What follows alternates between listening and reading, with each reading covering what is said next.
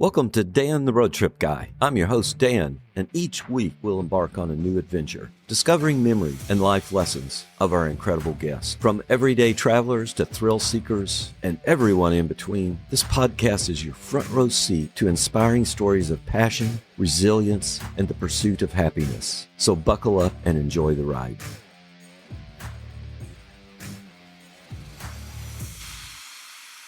Short episode today. This past week, I celebrated a birthday, number 64. I went to renew my license. She goes, 4 or 8 years? I said, 8 years. She said, this is the last time you can do it for 8 years. I looked at her. She was a young lady. I said, oh, too old? She goes, yeah, we need to check your eyes more often. Okay, I'm good with that. If you followed along on my last short episode about my first job, you know that in 2023 for Christmas, my daughter Lauren gave me the gift of Storyworth. You can find them at storyworth.com. She basically gave me 53 questions to answer. She knows I'm a big fan of people's stories, so I'm hopeful she just wanted some of my stories. Since it was my birthday week, I thought I would go back to one of her questions, and maybe it'll make you think about your birthdays. Maybe you have great memories. I hope you do. The question was, describe one of your most memorable birthdays. Now, I could come up with a lot of memorable birthdays from my childhood. Here is how my story went. I've had a lot of wonderful birthdays. One that stands out was my 40th. It seemed like a milestone birthday. I remember when I was a young boy, I thought people were really old at 40.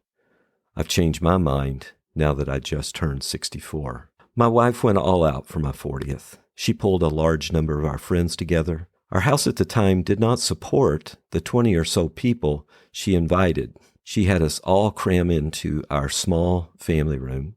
It was actually a porch many years before that someone had enclosed.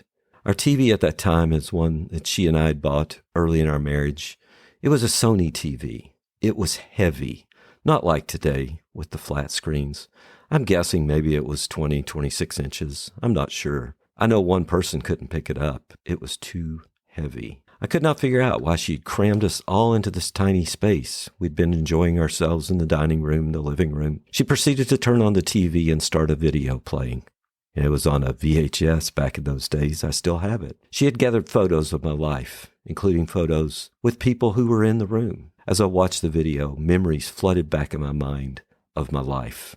There were pictures of friends I had known for years, pictures of family, and pictures of me.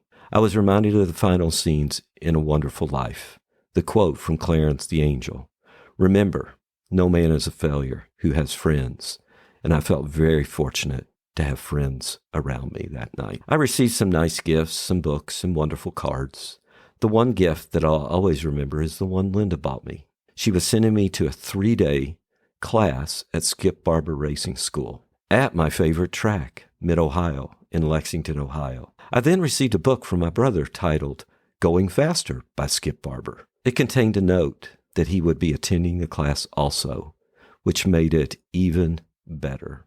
Another birthday weekend that I'll always remember, Linda and I were in Chicago for my birthday. I was 50 years old. We wanted to do something for fun. I did a quick search for tickets and found that Rod Stewart was in town at the arena. I was able to snag 2 tickets, fairly close to the stage. We had seen Rod on a number of occasions, but this one seemed special with it being my birthday. You may know that Rod kicks out soccer balls into the audience. At least he used to. I don't know if he still does. I had never been close to one he kicked, but this night I was. And I was within inches of catching the ball. Actually, I think I touched it with the tip of my finger. At least that is the way I remember it. If any of you know Rod Stewart, maybe you could have him send me a soccer ball. I once spent my birthday in Haiti with my family, celebrating with a large group of Haitians who made me feel very special. Another memorable birthday was when my wife took me to a Reds game on my birthday, which was a bucket list item for me to see a baseball game on my birthday. My wife knows that I prefer experiences over material things, and I've already shared some of those memorable moments. My 2019 birthday was another fantastic experience. After having dinner with our children, we were driving home. She was driving when I decided to check out concerts in our area.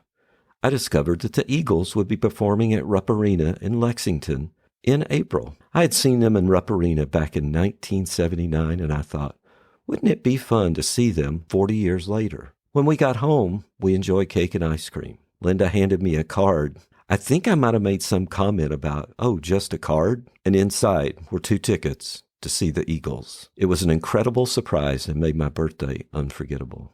In 2024, she surprised me once again with another amazing experience. She and my brother's wife gifted each of us a one-day BMW M experience at the Indianapolis Motor Speedway. I had the opportunity to spend the day with my brother, driving BMWs on the iconic road course at the Speedway. It was an unforgettable day, and my brother and I had the time of our lives. It was a birthday I will never forget. I grew up in a home where birthdays were celebrated. My parents and my brother share April birthdays.